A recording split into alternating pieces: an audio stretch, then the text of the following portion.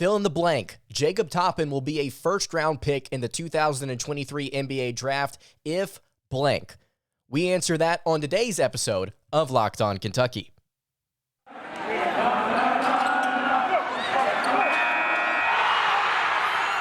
You are Locked On Kentucky, your daily podcast on the Kentucky Wildcats. Part of the Locked On Podcast Network, your team every day. All right, what's going on, Big Blue Nation? Welcome on in to Locked On Kentucky, your daily Kentucky Wildcats podcast. I'm your host, Lance Dawe, writer for Sports Illustrated for various SEC-related things. But on this podcast specifically, we take a dive into all things Kentucky athletics. On today's episode of Locked On Kentucky, we're going to be answering a fill-in-the-blank question to start things off here. So I asked you guys on a variety of social media platforms. I believe I reached out on YouTube, on Twitter, and on Rupp Rafters, a message board over on Rivals. I asked you guys this simple question. And if you're listening now on YouTube or if you're listening on podcast, feel free to reach out to me and give your answer to this question if you did not see this. It's a simple fill-in-the-blank question here. Jacob Toppin is a first-round pick if blank. And I got a number of responses from you guys, and you all seem to kind of collectively agree on what the one thing that he needs to do in order to make the first round in the 2023 NBA draft. There's one thing you all collectively agree that he needs to do, and it's shoot better from the perimeter. And we're going to go through some of the answers here. One of you said Jacob Toppin is a first-round pick if he plays like he did in the Bahamas. Then he is a lock for the first round. Another one of you said if he hits around 40% from three. Another one of you said 35%. Several of you actually said 35 or 40% from three. That is what would get him over the hump. That is what would get him to the first round. Can any of you tell me off the top of your head, without actually going and looking and pulling up Jacob Toppin's stats, what he shot from beyond the arc last year? It's 40%. Believe it or not, Jacob Toppin shot 40% from three last season. Now, he hardly took any threes. He hardly took any outside shots. But when he did, he knocked them down. And so I think if you look at this and you give the response to that question, I think you've got to be a little bit more specific. I think that you have to say, not only does he shoot 40% from three, but he shoots at a high volume from beyond the arc efficiently. I guess that would be a different way to put it. And there are a couple of you that said something very, very similar. One of you said if Kentucky fans are in charge of the NBA draft, Jacob Toppin will be a first-round pick. I think that there are a lot of different ways that Toppin could maybe project out to be a first-round pick. There are a lot of different things that he could do. He would probably not have to rely on Kentucky fans being in charge of the draft. One of you said if he averages 17 points and 9 rebounds a game, which is interesting because I don't think it would take those numbers to necessarily get him into first-round status. One of you said if he shoots 35% or better from three and shows the ability to handle the ball. A lot of you, outside of just simply saying shoot better from the perimeter, a lot of you also added on, or a lot of you just said specifically he needs to be able to handle the ball a little bit better. We have talked a little bit on this show about what it takes to be an NBA talent. And one of the big words in the NBA right now, one of the big things that scouts and teams are looking at whenever they go to do different mocks and they go to do different reports on different kids, they're looking for versatility. And this is something that we've talked about quite a bit with Oscar Tshiebwe, Kentucky center, and whether or not he could legitimately make a move to the pros. There is a cause for concern with Tshiebwe when it comes to his versatility. He's not a phenomenal ball handler.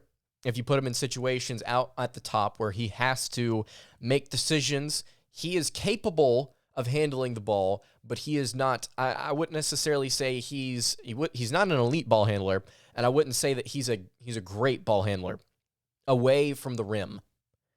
You've also got to be able to have an outside shot.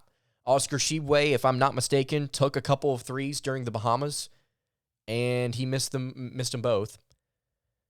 And I don't think he's going to be taking a lot of threes this season. But to go back to Jacob Toppin, you need versatility. You need to be able to shoot, and Toppin proved in the Bahamas that he can do that. And you need to be able to handle the ball a little bit. Kentucky has put Jacob Toppin in certain situations where they have asked him to handle the ball a little bit. And I would say more times than not, he's been able to deliver. But there's been the occasional moments with Toppin where I see him struggle in the half court. And it's a scenario where I'm sitting there thinking, man, if he's playing against a better defense, if he's playing against a more aware team, they're probably either stripping that ball away from him or they're not allowing him to pursue the rim further. He's not going to be able to get any further downhill because of the way that he's handling the ball.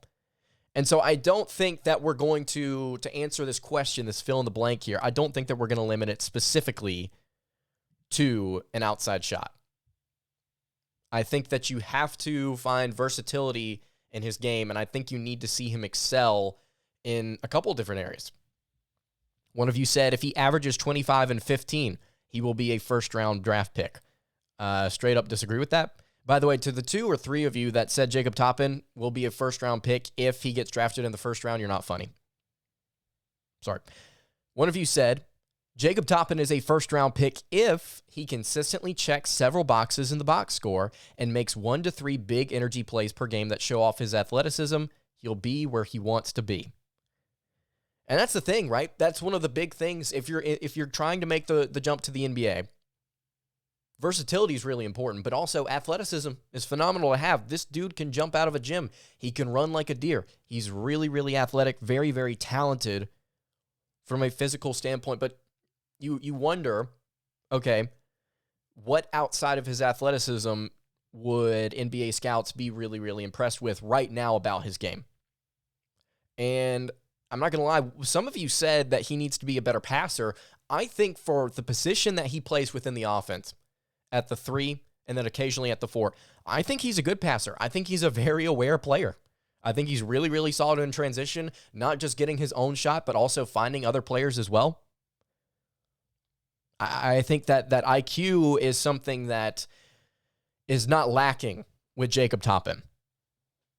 So to kind of put a bow on it here, because a lot of you, and I mean a lot of you, said if he can knock down the outside shot. To kind of put a bow on it, I agree. I think that you have to be more consistent from 3 with a larger volume of shots.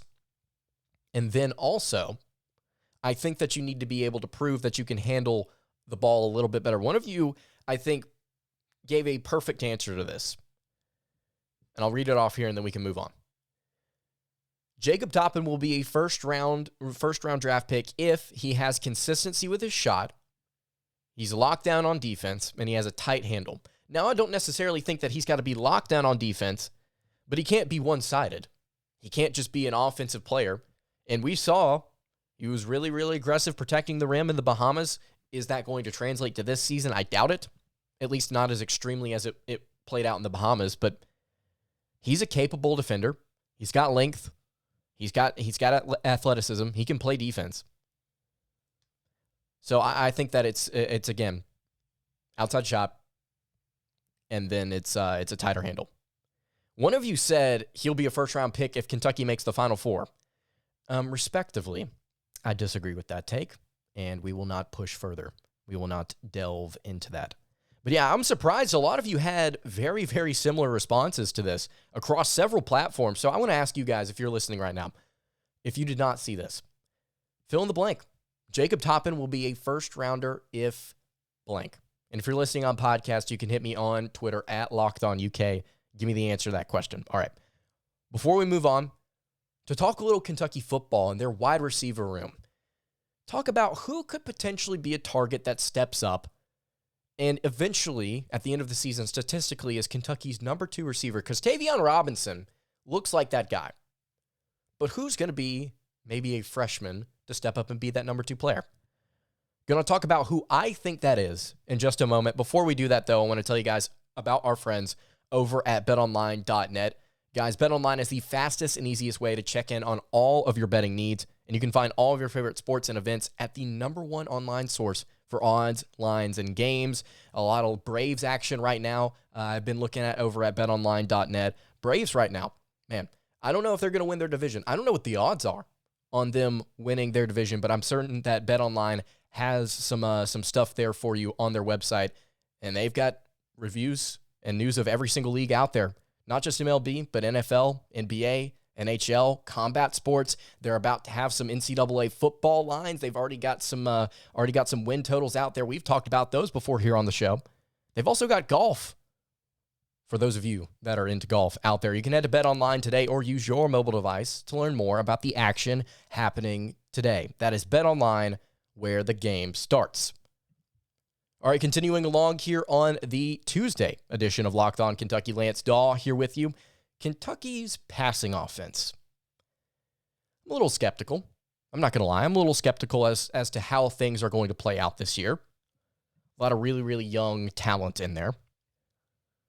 Question to you guys, and I'll answer it myself. Who will Kentucky's number 2 receiver be? Tayvion Robinson, transfer from Virginia Tech, looks like he is going to be taking, I guess, the most dominant role in the passing game this year.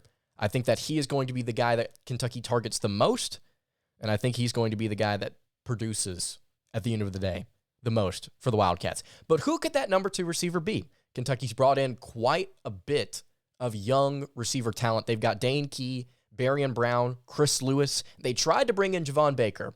Unfortunately, he decided that he would not be joining the team, which is a shame because he's a really athletic kid. But I think that you have to look at 2 players specifically here as potential number 2 receivers. And I know DeMarcus Harris, and you've got Jordan Dingle, and you've got different players in this receiving core, including the tight ends, that could maybe make that push. But again, I'm going to, in my opinion, limit it to 2 different possible players here, and I favor one over the other. Dane Key and Barion Brown. I think those are the 2 players that could eventually finish as Kentucky's number 2 receivers statistically in this offense. Now, maybe one player that we don't mention today gets targeted more than these 2 players. But I think from a production standpoint, I think one of these 2 guys will have the second most receptions or yards on this team. We're not necessarily going to talk yards per catch or touchdowns.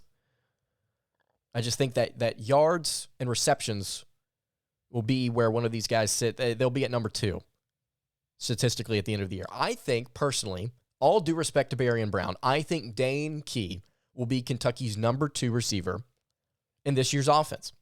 There's a couple of different things that Key's got going his way right now. He was here in the spring, one of the only receivers, I believe, here that Kentucky got in this past cycle that was here in the spring. I asked Mark Stoops at SEC Media Days about their receiver room. Dane Key was the first player that he mentioned, said that he's really, really impressed with what he's able to do, and said that he learns things very, very quickly. You love to hear that out of a freshman, especially in an offense that is going to operate like a pro-style type of scheme. Will Levis has praised Dane Key as of late, said that Key is a starter right now, and this is a direct quote from Levis. He said he's got to go into the facility every single day and earn that spot every single day. Not a lot of true freshmen have that opportunity, so I'm sure that he is excited for it. And from what we've heard from Stoops, from Levis, out of camp, it sounds like Dane Key is really taking advantage of the opportunity that's been given to him. That's really, really good to hear out of a freshman at a very, very key, very, very crucial spot, not just on this offense, but on this team as a whole. So Dane Key has put himself in the position to at least start in Kentucky's receiver rotation. He's done all the little things. He's played very well in practice. He's picked up on things quickly. But when you look at him and what his role could actually be in this offense, I want to point out a couple of different things. So Rich Scangarello, former 49ers offensive coordinator, now the offensive coordinator at Kentucky. It's going to be a pro-style passing game, very, very similar to what we saw last year with Liam Cohen and the Wildcats. Now, just because San Francisco had personnel that they relied on to an extreme extent last year does not mean that you're going to see certain Kentucky players become forced into roles that maybe you saw with the 49ers. And what essentially I mean is, so Deebo Samuel, as we all know for the 49ers, didn't just play wide receiver. He played running back, threw the ball a little bit for them. He was an all-purpose type of player. Just because the 49ers utilized him does not mean a guy like Tayvion Robinson is going to be used in every single way imaginable. It also does not mean that Barion Brown or Dane is going to be used in every way imaginable. To quote, I believe this is Will Levis here, to quote Will Levis, talking about Rich Scangarello and the receivers. He said, I think each of them have their own things, talking about the receivers, that they're good at and how we can utilize them. Coach Scangarello does a really good job of seeing what our strengths and what our guys' strengths are to put them in the right position to succeed. So you're going to see a pro-style passing game. And by the way, just because it's pro-style does not mean that it's short to intermediate and nothing else. We saw Kentucky take shots last year. We're going to see them do that again. We're going to see them try and stretch the field between 20 and 30 yards. We're going to see them try and get chunk plays, and they will. Does not necessarily mean, though, that they're going to be short to intermediate. It's going to be a pro-style unit, and it's going to be very, very, very similar to what we saw last year. So you're going to see very similar concepts with, I think, pardon my language here, more talented players, or at least players with a higher ceiling, as opposed to maybe some of the other receivers in the room last year that have now left, excluding Wan'Dale Robinson. You look at Dane Key, though, specifically in his role in this pro-style offense, and you got to look at what's coming out of camp. You got to look at his scouting reports coming out of high school. Really, really good when it comes to tracking the ball in one-on-one situations, coming down with difficult catches. He's a natural receiver when it comes to catching passes that would be uncomfortable or naturally difficult to bring down. You've got your slot guy in Tayvion Robinson. I think Dane Key will probably be Kentucky's best option on the outside. He's listed at 6'2". He's got really, really solid size. 6'2", 190 pounds. And that's probably the area that Kentucky needs somebody to step up the most, is on the outside. And I know Barion Brown is very, very talented. Do not get me wrong. There is a reason that this kid was rated as highly as he was. This kid will be impactful. From what I've heard, it doesn't really sound like he's worked his way maybe into that starting rotation, but he's going to be a factor. He's going to be a factor. Don't get me wrong. But Dane Key, I believe, is already in the position to step up and will be in the position to step up consistently as that outside receiver for the Wildcats.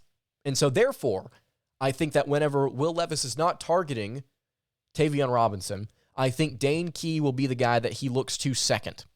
That's just my opinion. If you guys disagree with that, you can leave it in the YouTube comments below, or you can hit me on the socials again at LockedOnUK on Twitter, and you can tell me why I'm wrong or why I'm right, why you agree.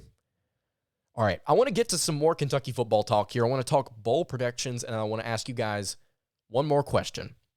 Before we get to that, though, I want to tell you guys to just subscribe to the podcast on YouTube. We are already over 2,200 subscribers for the channel. We want to get to 25 before college basketball season starts. I think we're going to get there. Let's keep pushing. I really appreciate all of you who are leaving really positive comments and reviews. And speaking of reviews, if you're listening on podcast, go ahead and leave a 5-star review for the show. It would mean a lot to me, and it would mean a lot to the show's growth.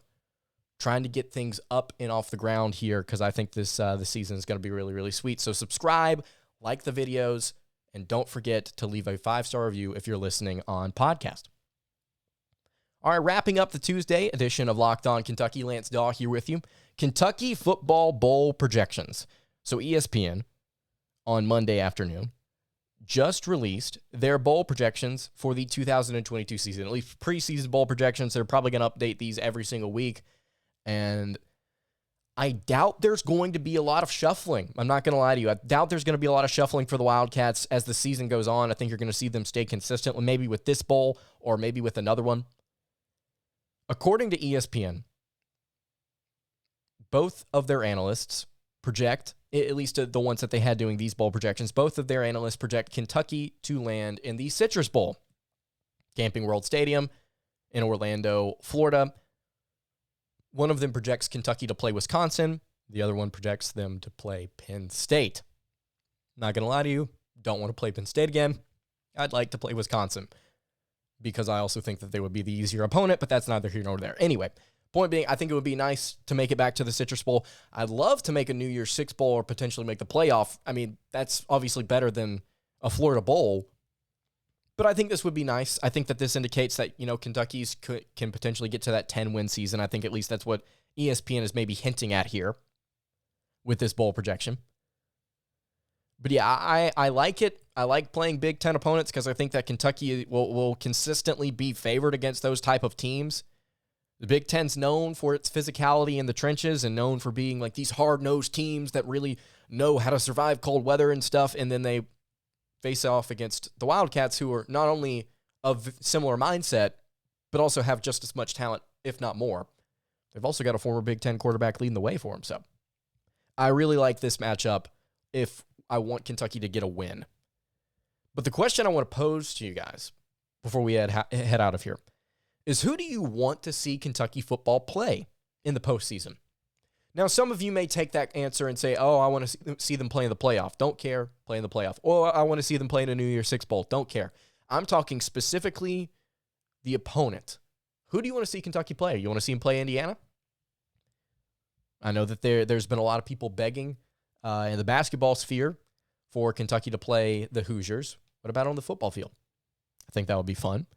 Are there any other teams outside of the Big Ten that you would maybe like to see Kentucky play? I think Clemson would be a really fun matchup for the team. And some of you may say, Bristol may say, oh no, they're really, really talented. They got a lot of stars on that defense. And then we saw Iowa State kind of hang with them last year, guys. Like, I think Kentucky, if they finish with a 10-win season, I would feel comfortable saying, yeah, they can beat Clemson in a bowl game, especially considering Clemson's offense can't move worth a rip right now. I think Clemson would be a team that I would really, really like to see them play. I can't really think of a Pac-12 opponent that I would really like to see them go against, but I'm pretty sure Kentucky could probably beat comfortably just about any team in the Pac-12, maybe excluding Utah. And yes, I'm throwing USC in there. I'm not sipping the USC Kool-Aid like many are this season. But yeah, leave it in the YouTube comments below. Give me your opinion. Who do you want to see Kentucky football play in the postseason?